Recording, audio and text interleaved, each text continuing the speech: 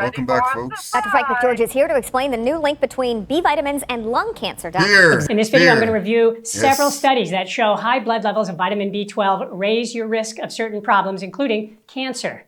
And as vegans, we want to be aware of this. In a study that followed more than 77,000 people for more than a decade, researchers noticed a troubling trend when it comes to one of the most popular vitamin supplements on the market. What we found was that men who had used dietary supplements, in particular B6 and also vitamin B12, were at significantly increased risk of developing lung cancer. It was an observational study, which means it doesn't prove cause and effect. It was an observational study, which means it doesn't prove cause and effect. Yep. I think you're having a breakdown. Here, caffeine pills.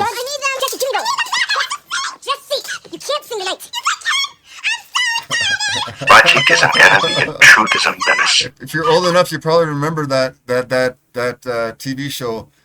But anyway, this is what many people see. They think that everyone's a drug addict. They see a drug addict behind every tree. They see a racist behind every tree. They see a hater behind every tree, because that's the way they perceive the world to be. Anti-black racism. It's not coincidentally, the way they perceive the world has a lot to do with their cell nutritional health, your gut-brain axis health. Many of us have shrunken brains. We don't even know it, and it makes us think more animalistically, and we're not very calm.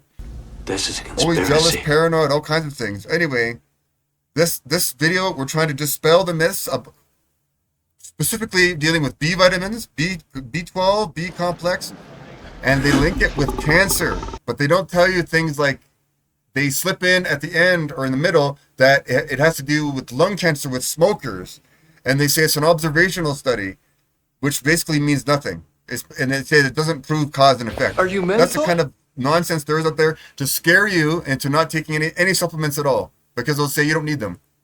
This is how crazy this world is. But anyway, here's the video. This group all here, or that airhead here, or this ding-a-ling over here. Many people do. They do these searches like I did. I search for my supplement, and I do a search, and I say, oh, I don't need these things because, look, it gives you cancer, so I don't need them. I don't know how much I need. I don't know how much the blood levels I have, or if blood is the only measurement that I need. Frank McGeorge is here to explain the new link between B vitamins and lung cancer. It's a clown. It's a clown. In this video, I'm going to review several studies that show high blood levels of vitamin B12 raise your risk of certain problems, including cancer. And as vegans, we want to be aware of this. Here with more is CBS News Chief Medical Correspondent, Dr. John LaPook, and CBS News contributor, Dr. Tara Narula. Tara, give us some of the main findings of this study for both the smokers and non-smokers. I think it's really important that we're talking about this because if you see the headline, vitamins causes cancer, it can be very misleading. This was a specific population of individuals, essentially either former, current, or recent smokers. But they don't mention that in the headline, right? And most of us would just merely read the headlines. Sad to say. It was an observational study, which means it doesn't prove cause and effect. It was an observational study, which means it doesn't prove cause and effect. Correct. And it essentially looked at the use of B6, B12, B9, and multivitamins over a long period of time in this population. And they did indeed find an association. The association was strongest in current smokers who took very high doses of B6 and B12 over a 10-year period. In that group, there was a 3 to 4 times increased risk of the development of lung cancer. Now, they did not see this in women. They did not see it in the multivitamins. They did not see it in folate. The thinking... So in other words, it's a useless study. And what does he mean by the thinking? Is that it's possible that because these B vitamins are involved in DNA cell growth, repair, and maintenance, that somehow by tinkering with the amounts, that she mentions, that she gets specific what this somehow is, like I wrote there. Somehow by tinkering with the amounts in a population of smokers with male hormones over a long period of time at these higher doses, you might either stimulate the development of new cancers or accelerate the development of cancers that are already there. So what we know is that for most individuals in this country, there really is no good data to support the use of supplements. Well, that's not true, because why wait to get sick? Does she speak of subclinical diseases? No. Unless you are deficient. Now, there are some populations that are deficient in B vitamins, people who may have celiac, Crohn's disease, or other disorders. They're strict vegetarians. So she's saying, wait till you get sick, and then you can start supplementing. I said, why do you think you get these diseases in the first place? Most of them are nutritional deficiencies or imbalances. That's the truth of it. But she's not going to tell you. And does she tell you the measurements, the average population of this deficient, and the measurements like in p moles per milliliter of what your doctor measures? And if he measures all these vitamins and minerals, he does not. In that population, there may be benefit. But in general, the bulk of the research does not show any preventive benefits in terms of, for instance, cancer. And so there may be this signal of harm. We don't know. Have you brought any fruits or vegetables onto the planet? Recap. I'll put the clown music on here. People think they're seeing ghosts. Number one, so for the so-called experts said that this is a so-called study merely on observational study, and these are extremely limited, and she admitted herself that they do not prove causation, right? So it's just a scare tactic. Number two, she doesn't tell us what the average levels of the population of merely B vitamins are, or what about all the others like ascorbic acid, which is vitamin C, essential amino acids, essential fatty acids, fat-soluble vitamins, organ function, lifestyle factors, and many, many other factors. She doesn't say those things. Number four, does she mention subclinical deficiencies that cause label diseases we inevitably drastically raise the risk of presenting with when we don't obtain proper measurements? No. Number five, does she speak of reference ranges or what the reference range has been set to determine what your normal is on limited blood tests? Here's a sample reference range chart. So look on the left there, North America, that's considered a deficiency in North America. On the right side, normal in that's only B12, only B12. In Japan, that would be a severe deficiency on the left. But normal in Japan is 500. There you go. It's significantly more. And there's different measurement scales. There's all kinds of different things. Look what American universities have produced. But she doesn't mention these things, so we'll just continue with this. But certainly when you're looking at the doses we're talking about, the recommended daily allowance, for example, that you get in a regular multivitamin is about 1.3 to 1.5 milligrams of B6, about 2.4 micrograms of B12. In this study, we were talking about greater than 20 milligrams of B6, greater than 55 micrograms of B12. That's about 10 to 20 times the amount you're going to get in a regular multivitamin. So again, very large doses. If you're looking at... Why is it considered a very large dose? How does she know it's a very large dose for you? This is what the doctor's going to be talking about now. The Heights 2020 nutritional study revealed alarmingly low amounts of B vitamins. You pay or go. How prevalent are vitamin B levels being low? And then in the findings of the initial Heights 2020 study, they can discover that 71% of individuals were deficient in healthy thiamine, B1 levels. 93% of individuals were deficient in healthy riboflavin levels. But again, the only way to determine this for you is to get an individual measurement instead of depending on these general average studies, often based on the recommended daily allowance, which is the minimum wage of nutrition, cell nutrition, not merely food. Reference ranges. That's not what you want to look at. You don't want to look at a reference range for the average, because the average person is sick. The average person is unwell. And so a lot of people are actually nutritionally deficient and they don't even realize it, right? So here in Australia, if you get your B12 check, the reference range generally is around 160 to 620, 630. Yeah. And that's normal, okay? So that's the normal Pretty range. low though, right? Below 400, you get neurological damage and demyelination of your nerve cells. Yeah. So how is that normal? Yeah, right? how is it normal? So 400 to 160, that. So he's talking about P moles per milliliter for vitamin B12 only in the blood. Blood, it doesn't store much of anything. Is a severe deficiency. That is a clear clinical deficiency that you can get brain damage from. And most people are walking around with that. Operating levels of the majority. That's it. What foods boost your testosterone? There are no foods that reliably boost your testosterone. And the same, it's not just testosterone. How is this testosterone made? All the intersecting nutrients and cellular processes.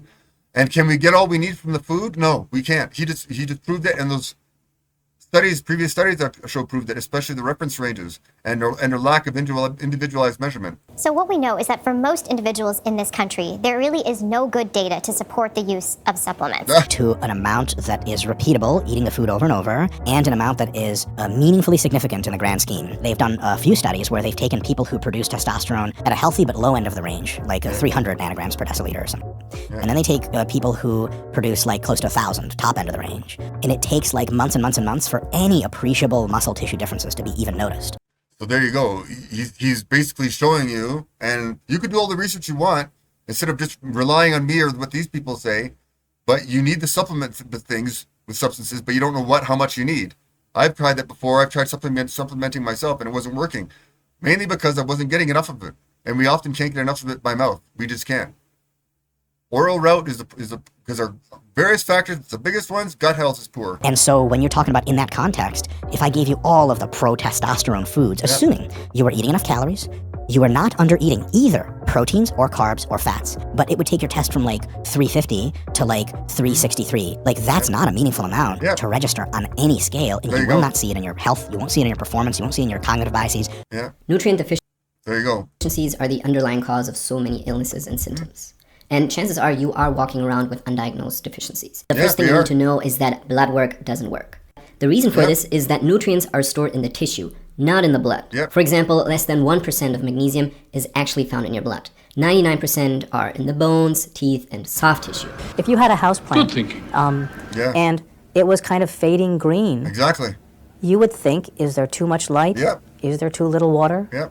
You would look to see if there's toxicities involved or deficiencies. And we all know that. And so why do we lead with an expensive pharmaceutical agent when we wouldn't do that with our plant? We check to see the water and check to see what the light is. So it's not really discovering orthomolecular work. It's really remembering that that's what we should be doing all along.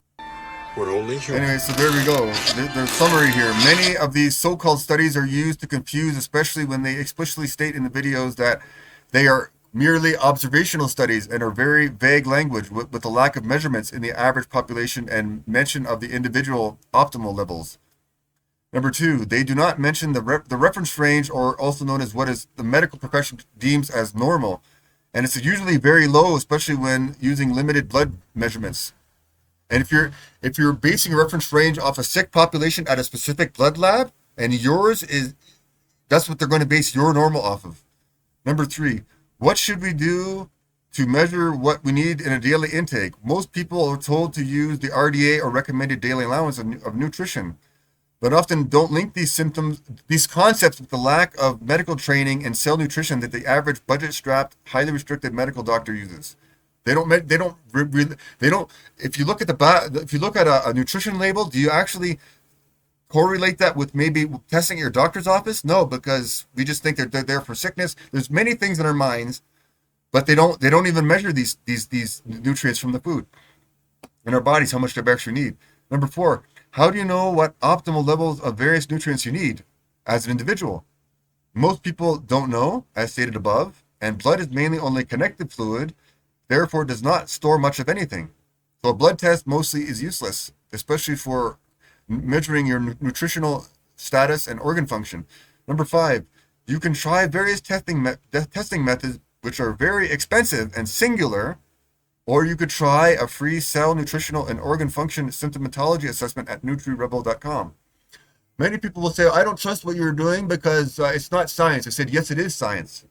It's systems biology, systems Square science. peg in a round But they're expecting to get a blood test or a urine test, all these singular methods, and they think that that's enough. That's all there is. I said, well, do you want to spend all that money? You can spend all that money. I'm not going to stop you, but let's you try to do it. I've already had people tell me that. I said, they're just trying to insult me. That's what they're trying to do. So I just dumped them as I don't even want them as a client, because if they can't work with me, if they can't try to understand it, that means they're just not workable. But anyway, it's up to you. If you think you could spend thousands of dollars on these blood tests and maybe hair tissue mineral analysis tests, and I'm not saying they're bad, I'm saying they're not systems biology because they're singular tests. They're not holistic or systems biology.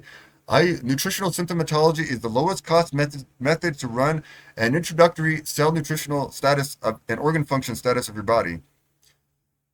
Still, you might not believe me. Do what you want. Do all the reading you want. The only way to find out is actually take the test. There's a free one on my website that shows you what I do.